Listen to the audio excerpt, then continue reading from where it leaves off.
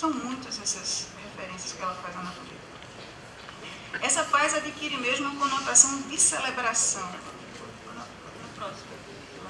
Nos quadros, natureza, que ela intitula Naturezas Vivas, em contraposição ao conhecido gênero Natureza Morta nas artes plásticas, que é um gênero repleto de símbolos sobre a efemeridade da vida, a fragilidade da existência, símbolos como crânios, ampulhetas, cristais, frutos fenecidos. Nesses quadros, no entanto, os frutos talhados e retalhados, abertos e expostos, são capturados no auge de sua pujança, com cores intensas, sensuais e apetitosas.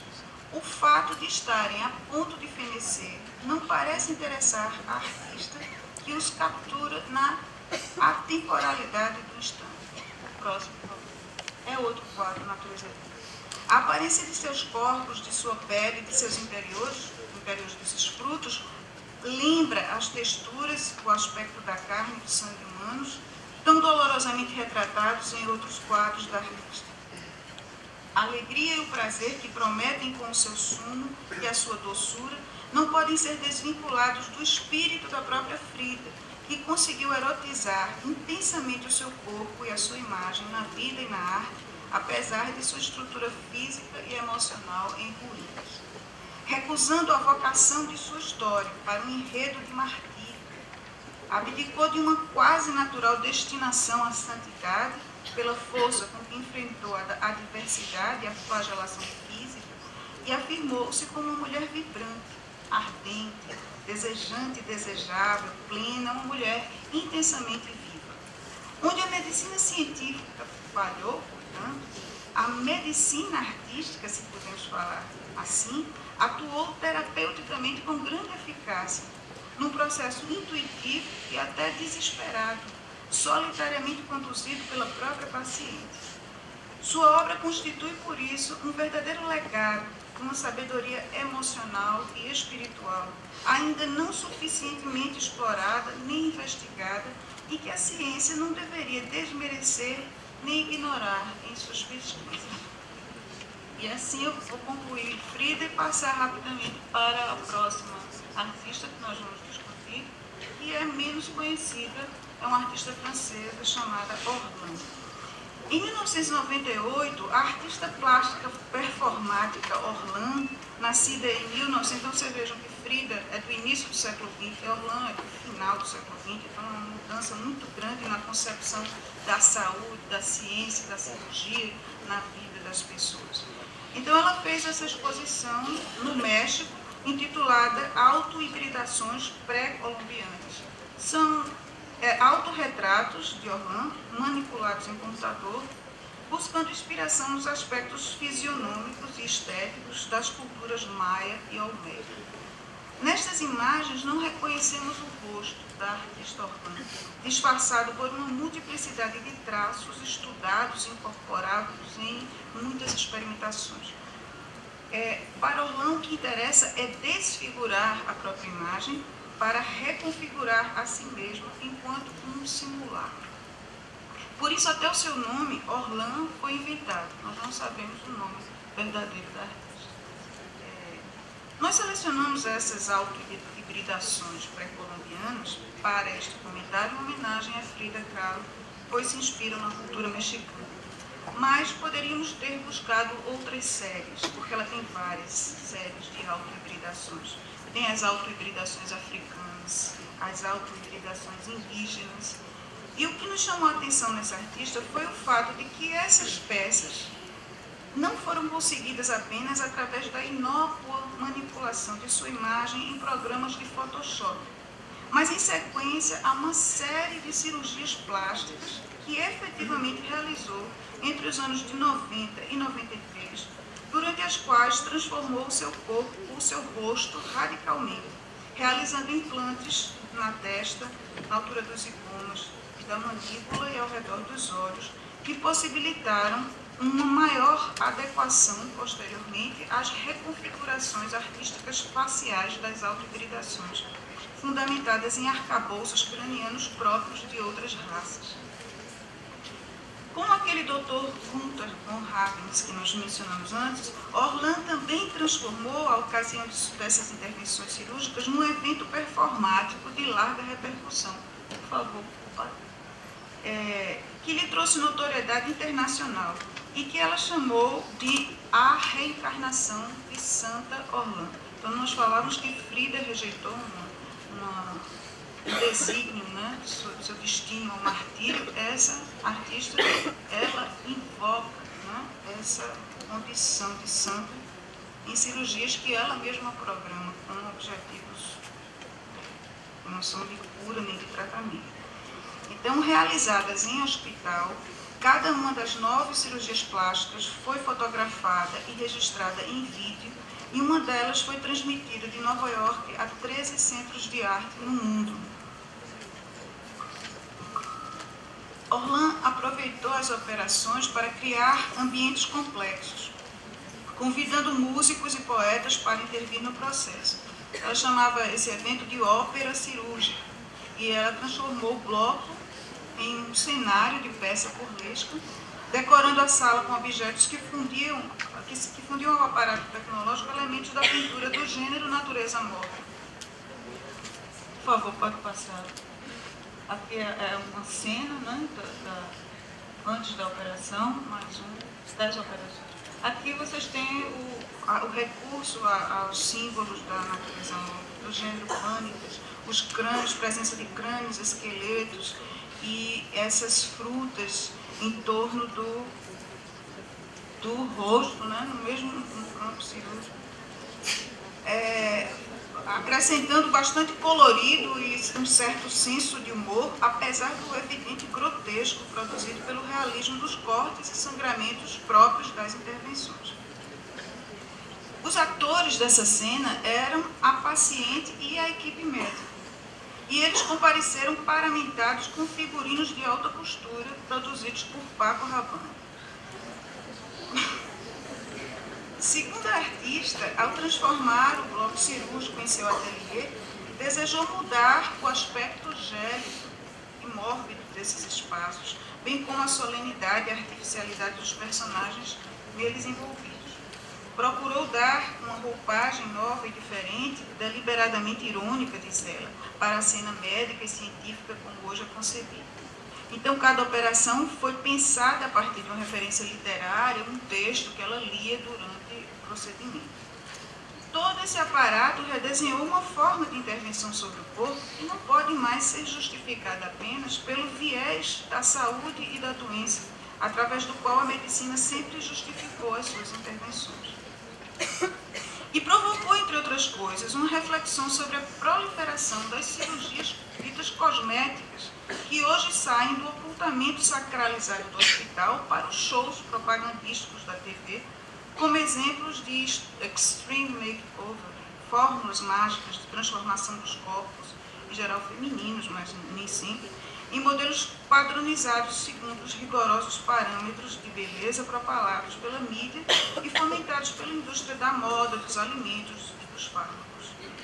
Então, já não é raro encontrar no usualmente sóbrio e grave meio médico profissionais que vendem uma imagem diferente, no gênero doutor popstar, comercializando abertamente a metamorfose da aparência e da silhueta ao lado dos produtos estéticos, cremes faciais, cintas reconstrutoras, etc. Nesse contexto, é surpreendente que a ação de Orlã tenha causado tanta polêmica na época.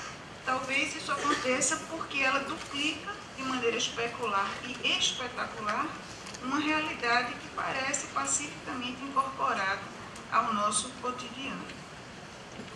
A natureza dessas performances também poderia levar a crer erroneamente que a artista cultua o sofrimento e a automutilação como forma de purificação na busca da tal santidade sugerida no título dado ao evento. Mas não se trata disso, pelo menos a considerar que ela tem um manifesto da arte carnal. Então, a exemplo do que professava a arte de Frida Kahlo, não há intenção masoquista nas suas intervenções. Ela diz que, ao contrário, se Frida buscava na ciência o alívio da dor, Orlã celebra com a ciência o advento da anestesia.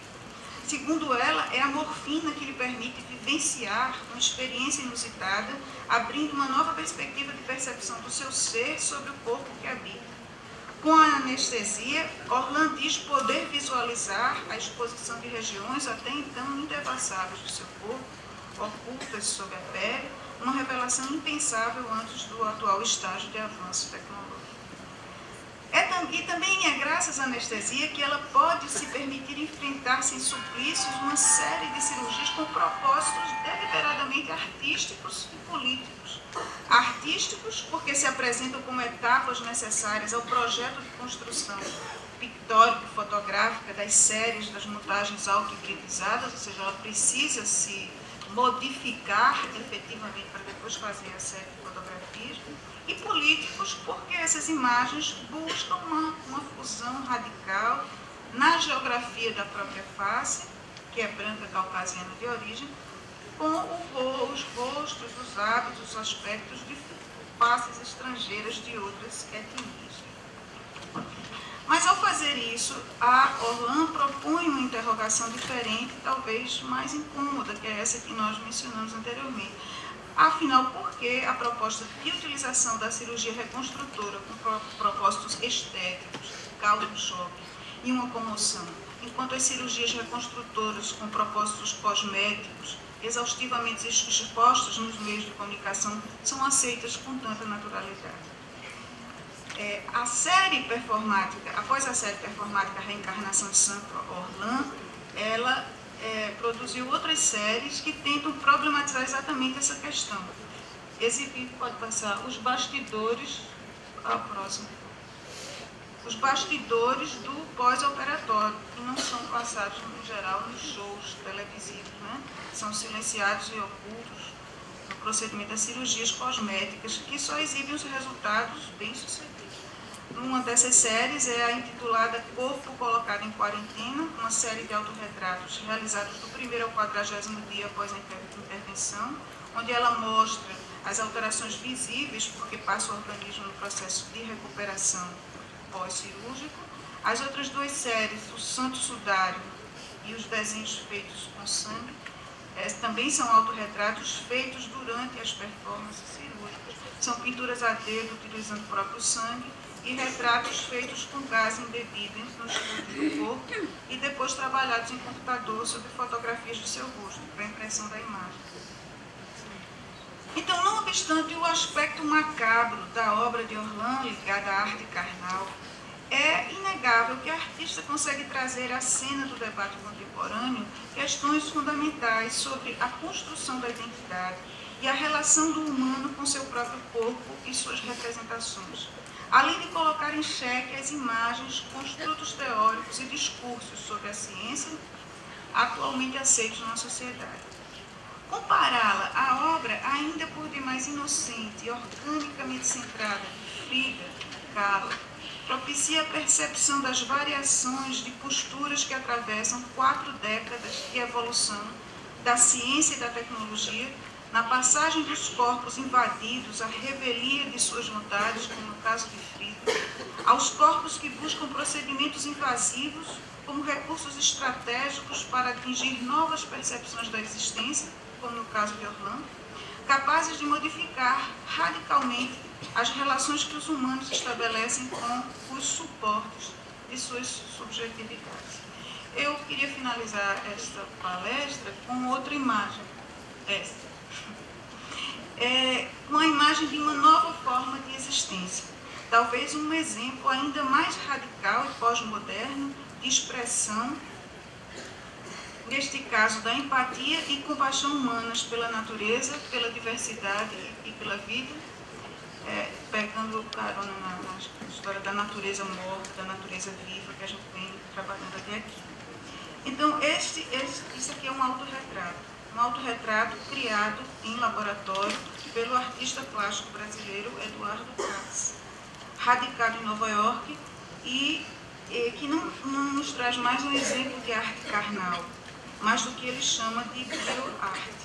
Então, trata-se de uma flor a que ele dá o nome de Edune, e é apresentada como um autorretrato do artista porque é um híbrido plantimal, um produto transgênico de mistura do seu DNA com o DNA da flor Petúnia, daí o nome Edune.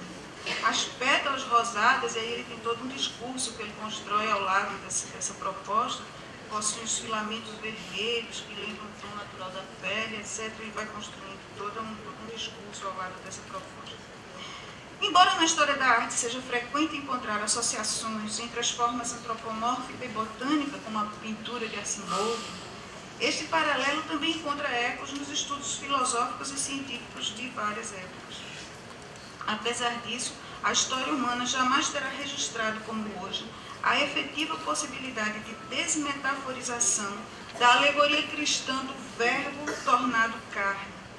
Com a sua flor autorretrato, o discurso ecologicamente correto do Capes deixa o suporte do papel, que já nos fornecia um belo exemplo da carne tornada verbo, se admitirmos que há séculos escrevemos sobre a pele processada das árvores, desde que abandonamos a pele curtida dos animais não humanos como suporte de eleição para o registro de nossa voz, e passa para a consubstanciação de um ser manifesto, conseguido pela intervenção da ciência, capaz de literalizar sem palavras, no delicado corpo de uma flor, o sentimento de compromisso do ser humano para consigo mesmo e com a natureza circundante. Passado o espanto inicial, no entanto, somos obrigados a refletir. Mas qual a novidade deste híbrido? Se o entrelaçamento da vida na biosfera terrestre já se encontra desde sempre inscrito nos corpos, na inconfessa intimidade dos genes de todos os seus habitantes. Por isso, a obra de Capes, antes de ser vanguardista, como parece, talvez seja apenas nostálgica. Sua missão talvez seja a de ativar a nossa memória edênica, que deve subsistir nas linhas esquecidas de nossa codificação e chamá-la à consciência para que ela nos socorra em tempos de trevas e iniquidades. Eu finalizo aqui, agradecendo a todos a atenção e faço votos para que tenham um ano muito produtivo e de boas realizações. Muito obrigada a todos. Mais uma vez, os nossos agradecimentos à doutora Emelinda, mas nós queremos convidar ao palco a doutora Silvia Recim, que é a presidente da Fundação Alice Figueira, para nesse instante fazer a entrega do certificado de participação à nossa conferencista.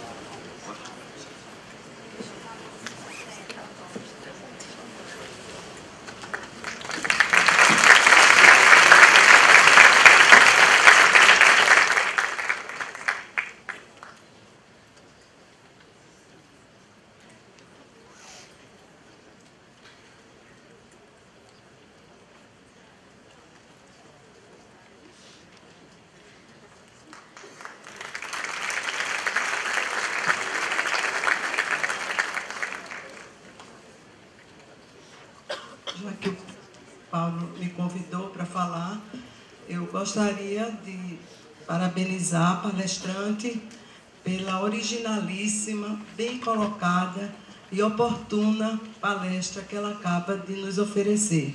Diferente, né? Bonita, e eu espero que ela tenha trazido para cada um de nós uma nova forma de refletir sobre tudo isso que ela colocou e que muitas vezes no nosso dia a dia, no corre-corre de vocês todos, a gente passa